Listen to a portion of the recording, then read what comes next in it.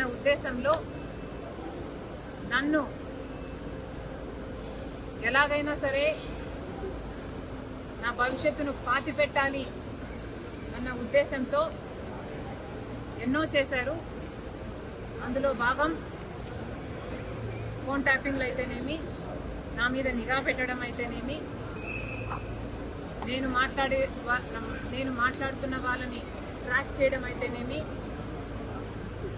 నాకు రాజకీయంగా బలమయ్యే వాళ్ళని లేక నాకు సపోర్ట్ చేసే వాళ్ళని బెదిరించడం అయితేనేమి, ఇలాంటివి ఎన్నో చేశారు. అందులో భాగంగానే ఈ ఫోన్ ట్యాపింగ్ కూడా చేశారు. జగన్మోహన్ రెడ్డి గారు నా మీద చేసిన అత్యాచారాలలో ఫోన్ ట్యాపింగ్ అనేది చాలా చిన్నది. అసలు నేను ఊపిరి తీసుకోవడమే కష్టం చేశారు జగన్మోహన్ రెడ్డి గారు.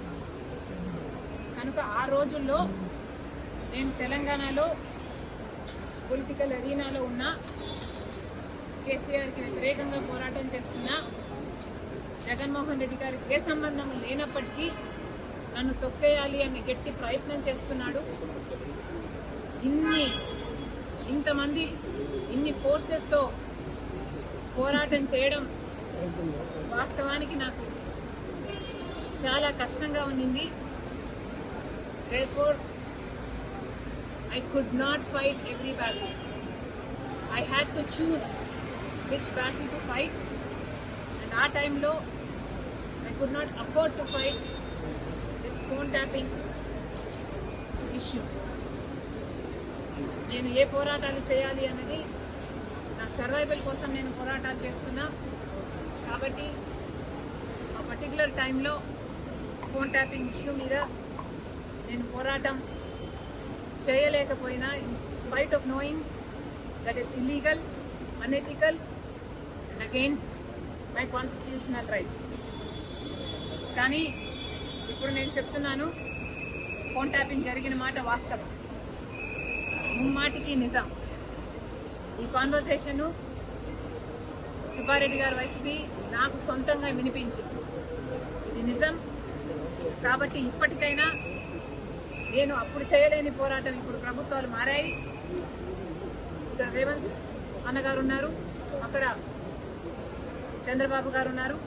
కనీసం ఇప్పుడైనా ఈ ఇష్యూని చాలా సీరియస్గా తీసుకోవాలి. ఎక్కడ ఏ ఎంక్వైరీకి రమ్మన్నా నేను కూడా రావడానికి సిద్ధంగా ఉన్నాను. తప్పు జరిగింది, ఆ తప్పుకు శిక్ష కూడా పడాల్సిన అవసరం. అంటే ఎంక్వైరీనైనా మీరు ఏమన్నా ఫిర్యాదు చేసే అవకాశం? నేను ఫిర్యాదు చేయాలి అనుకుంటే జగన్మోహన్ రెడ్డి గారు నాకు ఎంఓయూ రాసిచ్చిన రోజే ఇది అమలు చేయటం లేదు అని ఫిర్యాదు చేసేదాన్ని. నిజానికి సొంత తల్లిని కోర్టుకి ఇచ్చింది జగన్మోహన్ రెడ్డి గారు. నాకు పర్సనల్ గ్రడ్జెస్ లేవు అని నిరూపించుకోవడానికి మేబీ నేను పర్సనల్ ఫిర్యాదు చేయకపోవచ్చు. కానీ నేను చెప్పాలనుకుంటున్నది సోషల్ ఇష్యూ.